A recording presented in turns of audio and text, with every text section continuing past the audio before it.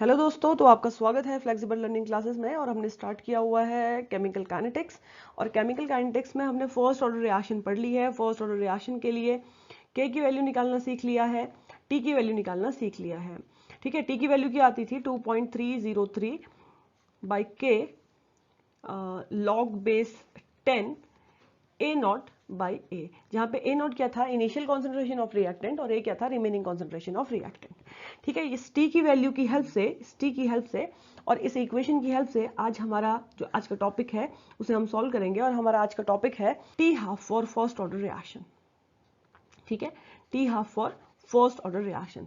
और t half for first order reaction क्या होता है, मैंने यहाँ पे ही लिख दिया है कि ये जब हम इसको पूरा सॉल्व कर लेंगे तो हमारी एक इक्वेशन बनने वाली है। T half for first order reaction is 0.693 upon के, जहाँ पे के क्या है, रेट कांस्टेंट है। ठीक है, तो इस इक्वेशन को तो हमें हमेशा ही याद रखना है। ठीक, तो चलिए स्टार्ट करते हैं। टी हाफ यानी कि half life of first order reaction. तो देखिए, half life of first order reaction को हम टी हाफ से भी रिप्रेजेंट करते हैं, इसे हाफ लाइफ भी कह सकते हैं, या फिर आप इसे और भी चीज कह सकते हैं, 50% ऑफ रिएक्शन। यानी कि कोई रिएक्शन है वो 50% कंप्लीट होने में कितना टाइम लगा रही है, उसे बोला जाता है हाफ लाइफ। तो इसे हम डिफाइन कर लेते हैं, time in which reaction completes 50%। तो हाफ लाइफ सीखने के लिए हमें फर्स्ट ऑर्डर रिएक्शन के लिए हमने टी की क्या वैल्यू निकाली थी, वो फॉर्मूला हमें वैसे भी न्यूमेरिकल के लिए भी याद रखना है, और उसे हम यहाँ पे लिख भी लेते हैं कि t for first order reaction. तो t for first order reaction था t is equal to 2.303 by के log base 10 A naught by A. इस इक्वेशन को हमेशा ही आपको याद रखना है, जहां पे आपका जो ए नॉट है वो है इनिशियल कॉन्सेंट्रेशन ऑफ रिएक्टेंट, और ए आपका है remaining concentration of reactant, T है टाइम, और साथ में के जो लिखा हुआ है ये है रेट कांस्टेंट। तो देखिए, इस इक्वेशन की हेल्प से हम क्या कर सकते हैं, T half first order reaction के लिए निकाल सकते हैं। तो आप खुद से सोचिएगा कि अगर कोई रिएक्शन है, मान लीजिए कोई रिएक्शन है, ए से प्रोडक्ट पी बनाती है। ठीक है, ए से प्रोडक्ट पी बनाती है। तो स्टार्टिंग में जब ये रिएक्शन स्टार्ट हो रही थी, इस रिएक्टेंट ए का कॉन्सेंट्रेशन मान के चलते हैं कि मान लीजिए 50 मोल पर लीटर था। ठीक है, जब रिएक्शन स्टार्ट भी नहीं हुई थी, जब रिएक्शन क्या हो रखी थी, टाइम इज इक्वल टू 0 था, तो इस रिएक्शन का कॉन्सेंट्रेशन कितना था बेटा, ए की वैल्यू कितनी थी, 50%, है ना, मतलब 50। तो ए की वैल्यू मैंने क्या लिखी, 50 मोल पर लीटर थी।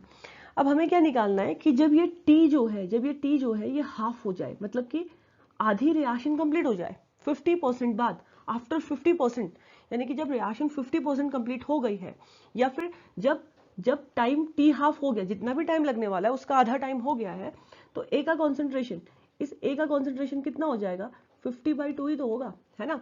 कि एक रिएक्शन थी जिसका स्टार्टिंग में कॉन्सेंट्रेशन था 50 मोल पर लीटर, और जब ये रिएक्शन पूरी कंप्लीट होने वाली है उसके एग्जैक्ट हाफ टाइम में इस ए का कॉन्सेंट्रेशन कितना हो जाएगा, 50/2 मोल लीटर इनवर्स, यही तो होगा।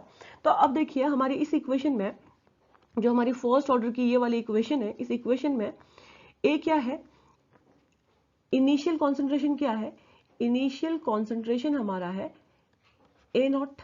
ठीक, तो टी टाइम बाद, आफ्टर टी टाइम, जो हमारा रिमेनिंग कॉन्सेंट्रेशन हो जाएगा वो कितना हो जाएगा, इनिशियल कॉन्सेंट्रेशन हमने ए नॉट माना है, देखिए इनिशियल कॉन्सेंट्रेशन हमने ए नॉट माना है, और टी हाफ, यानी कि जब रिएक्शन आधी कंप्लीट हो जाएगी, तो एग्जैक्ट हाफ कंप्लीट हो जाएगी, तो उसका remaining concentration A naught by 2 हो जाएगा। रिमेनिंग कॉन्सेंट्रेशन को हमने क्या लिखा है, ए, यानी कि ए की वैल्यू क्या आ जाएगी, ए नॉट बाई 2। इस इक्वेशन में ए की वैल्यू हमें क्या लिखनी है, ए नॉट बाई 2। ठीक है, और टी क्या है, टी हाफ, लेकिन यानी कि जब रिएक्शन आधी कंप्लीट हो गई है तो इस रिमेनिंग कॉन्सेंट्रेशन की वैल्यू इनिशियल कॉन्सेंट्रेशन से जस्ट हाफ हो गई है। ठीक है, तो ये वैल्यू को हम यहाँ रख लेते हैं कि इस इक्वेशन में, ये वाली इक्वेशन में देखिए हमें क्या करना है, टी हाफ की वैल्यू निकालनी है। ठीक है, टी हाफ, अब हमने टी नहीं रखा, अब हमने टी हाफ कर दिया है। T half is equal to 0.303 by K, यही तो होगा, है ना, लॉग बेस 10, ए नॉट तो ए नॉट ही रहा, लेकिन क्या हुआ, जो रिमेनिंग कॉन्सेंट्रेशन जो हम ए मान रहे थे वो अब क्या हो गया, एग्जैक्ट जब हाफ हो गई होगी लाइफ, तो ये a/2 हो जाएगा, यानी कि जो इनिशियल कॉन्सेंट्रेशन था उसका जस्ट आधा हो जाएगा। और ये फिर क्या हो जाएगा, देखो इसको सॉल्व करते हैं, तो ये ए नॉट से ए नॉट कैंसिल हो गया, और ए नॉट से जब ए नॉट कैंसिल हुआ तो देखिए क्या बन रहा है आपका, टी हाफ क्या बन रहा है ये देखते हैं। तो हमारा टी हाफ बन रहा है, T half is equal to 303 by के लॉग बेस 10 और 2, देखिए ये 2 जो है लॉग बेस 10 में आ गया, है ना, और t half is equal to 2.303 K, और लॉग बेस 10 की जो वैल्यू होती है वो होती है 0.3, तो मैंने ये 0.3 की वैल्यू को यहाँ रखा, लॉग बेस 2 की वैल्यू 0.3 होती है, ठीक है। इन दोनों वैल्यूज को मल्टीप्लाई करते हैं, तो इन दोनों को जब हम मल्टीप्लाई करते हैं तो टी हाफ हमारा कितना आ जाएगा, देखिए जब आप इसको मल्टीप्लाई करेंगे तो 0.693 बाई के, यही टी हाफ होती है फर्स्ट ऑर्डर रिएक्शन के लिए, और आपको ये न्यूमेरिकल के लिए हमेशा याद रखना है, ठीक है। तो T half for first order reaction क्या होती है, 0.693 बाई के। तो देखिए अब हम पढ़ लेते हैं फर्स्ट ऑर्डर रिएक्शन के लिए लाइफ टाइम ऑफ रिएक्शन। तो लाइफ टाइम ऑफ रिएक्शन का मतलब ये होता है कि 100% रिएक्शन कंप्लीट हो जाएगी तो क्या होगा, ठीक है।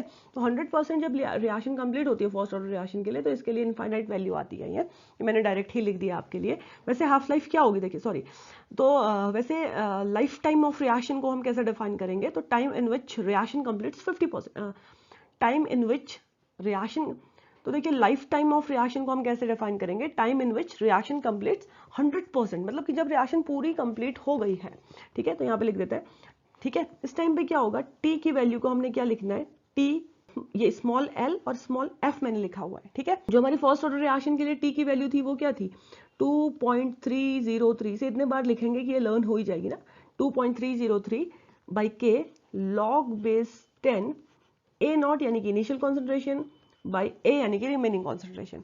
अब हम क्या निकालना चाह रहे हैं, हम निकालना चाह रहे हैं tea life, tea life, tea life यानी कि टी लाइफ टाइम, ठीक है। टी लाइफ टाइम यानी कि जब रिएक्शन 100% कंप्लीट हो चुकी है उसकी बात कर रहे हैं।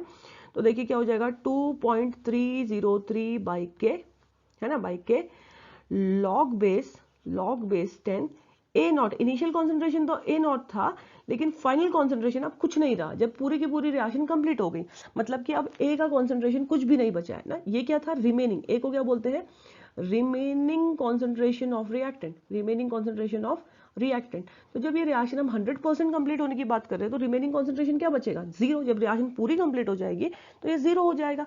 और अगर किसी ए बाई यानी कि किसी कॉन्सेंट, और अगर किसी कॉन्सेंट्रेशन या किसी नंबर के नीचे अगर हम 0 से डिवाइड कर देते हैं तो वैल्यू कितनी आती है, इनफाइनाइट आ जाती है। तो टी लाइफ जो होती है, टी लाइफ टाइम जो होती है वो इनफाइनाइट होती है। तो हम कह सकते हैं कि first order reaction never complete, हमें पता ही नहीं कब कंप्लीट होने वाली है ना। तो यहाँ पे एक पॉइंट लिख लेते हैं नोट के फॉर्म में, first order reaction never complete, first order reaction कभी भी कंप्लीट नहीं होती है। और इसके लिए अगर हम ग्राफ प्लॉट करना चाहें तो देखिए क्या ग्राफ आएगा कि अगर मैं ए यानी कि कॉन्सेंट्रेशन ऑफ रिएक्टेंट और टी लाइफ टाइम, ठीक है, टी लाइफ टाइम के वर्सेस ग्राफ प्लॉट करूं तो ये कभी कंप्लीट नहीं होगा, ये कभी भी बस ऐसे चलता रहेगा और चलता ही रहेगा, कभी भी कंप्लीट नहीं होगा, ठीक है। इसके अलावा फर्स्ट ऑर्डर रिएक्शन के कुछ एग्जांपल्स हमें पता होने चाहिए। फर्स्ट ऑर्डर रिएक्शन का बहुत सारे एग्जांपल होते हैं, कुछ जो मेन एग्जांपल्स हैं वो यहाँ पे हम नोट कर लेते हैं, आप भी अपने नोट्स में डाल लेंगे।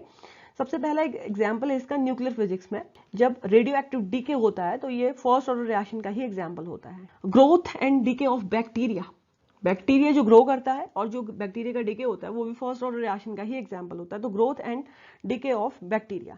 इसके अलावा इसका एग्जाम्पल होता है decomposition of H2O2, inversion of cane sugar, acidic hydrolysis of ester. Ester क्या होता है, R C double bond O R, ठीक है। इसका एसिड की प्रेजेंस में हाइड्रोलिसिस करना भी एक फर्स्ट ऑर्डर रिएक्शन होती है। डिकम्पोजिशन ऑफ N2O5, इसके बहुत सारे एग्जांपल्स होते हैं, आपको कुछ एग्जांपल्स को लर्न करके भी रखना चाहिए फर्स्ट ऑर्डर रिएक्शन के लिए। तो अभी के लिए इतना ही, नेक्स्ट वीडियो में हम फर्स्ट ऑर्डर रिएक्शन के जितने भी इंपॉर्टेंट फॉर्मूलाज है उसको डिस्कस करेंगे और उसे हम चाहेंगे कि आप लर्न कर लें। तो अभी के लिए इतना ही, थैंक यू सो मच।